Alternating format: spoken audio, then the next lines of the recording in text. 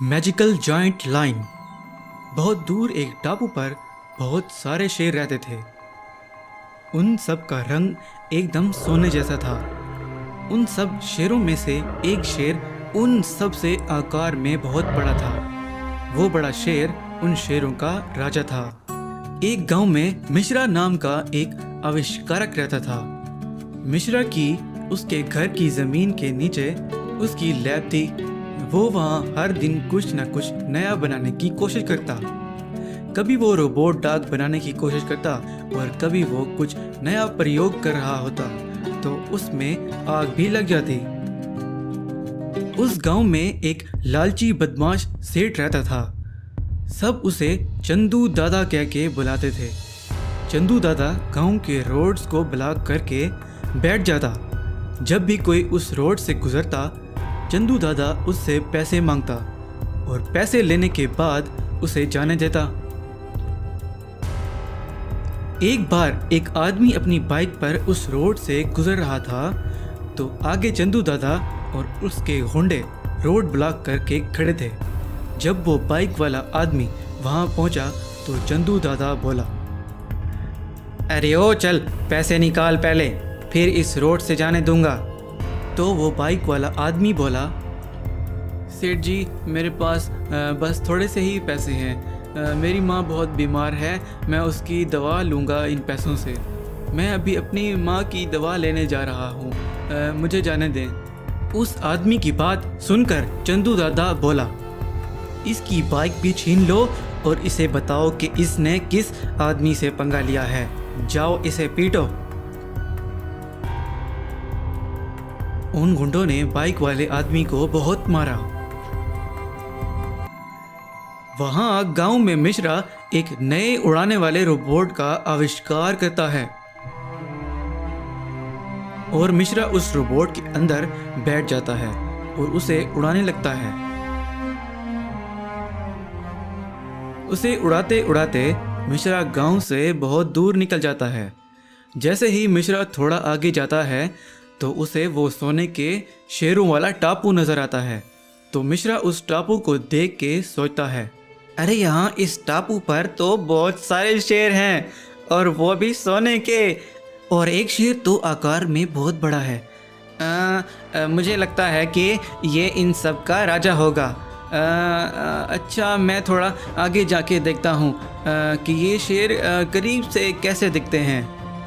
मिश्रा थोड़ा आगे जाके उन शेरों को देखने लगता है और सोचता है, मुझे इस जादुई टापू की बात को गुप्त रखना होगा। अगर किसी को भी इनका पता चल गया तो वो इनको पकड़ने आ जाएंगे। मिश्रा के रोबोट को हवा में उड़ते हुए वो बड़ा शेर देख लेता है और जैसे ही मिश्रा अपने रोबोट को उड़ाते हुए वापस गांव की तरफ जाने लगता है तो वो बड़ा शेर भी उसके पीछे पीछे आने लगता है। मिश्रा रोबोट को उड़ाते उड़ाते गांव पहुंच गया, लेकिन वो शेर उस वक्त मिश्रा के पीछे गांव के अंदर नहीं आया। लेकिन जैसे ही रात हुई वो शेर गांव के अंदर आ गया और गांव में घूमने लगा। उस शेर को गांव में घूमते हुए मिश्रा देख लेता है और सोचने लगता है, ये मैंने क्या कर दिया। बड़े शेर को मैं अपने पीछे ले आया, इसे इसके टापू पर भेजना पड़ेगा वरना ये सबको इसका पता चल जाएगा। मुझे इस शेर को वापस भेजने के लिए कोई नया आविष्कार करना पड़ेगा। और वो चंदू दादा भी उस बड़े शेर को देख लेता है और अपने गुंडों से कहता है, सुनो मेरी बात, अगर हम इस बड़े सोने के शेर को पकड़ लें और बेच दें तो हम एकदम माला माल हो जाएंगे। तो वहाँ खड़ा एक गुंडा बोला, बॉस ये सोने का शेर जहाँ से आया है, अगर हम इस जगह का पता लगा लें तो हम इसके जैसे बहुत सारे शेर पकड़ सकते हैं वहाँ से। हाँ सही कह रहे हो तुम, हम इस शेर का पीछा करते हैं, ये हमें अपने ठिकाने तक ले जाएगा। वहाँ सुबह होने लगती है और मिश्रा अपना आविष्कार भी बना लेता है। मिश्रा ने एक छोटा मशीनी सोने का शेर बनाया होता है जो उस टापू के छोटे शेरों जैसा दिखता है। तो मिश्रा उस मशीनी शेर को स्टार्ट करके बोला, मैंने अब इसमें उस टापू का रास्ता डाल दिया है। अब बस मैं अपने इस कमाल के आविष्कार को उस बड़े शेर के सामने भेजना है, फिर वो मेरे मशीनी शेर का पीछा करने लगेंगे।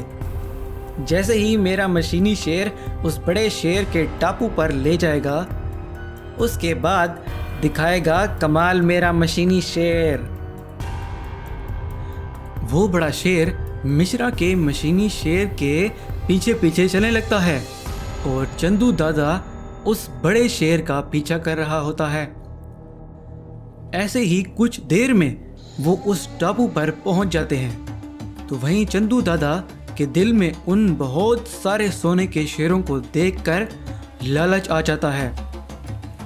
वो जैसे ही उस टापू पर आते हैं तो मिश्रा का मशीनी शेर चमकने लगता है और उसमें से कुछ चमकता हुआ निकलता है और सारे टापू के आसपास एक बहुत बड़ी दीवार बन जाती है और चंदू दादा और उसके गुंडे उस टापू के अंदर कैद होकर रह जाते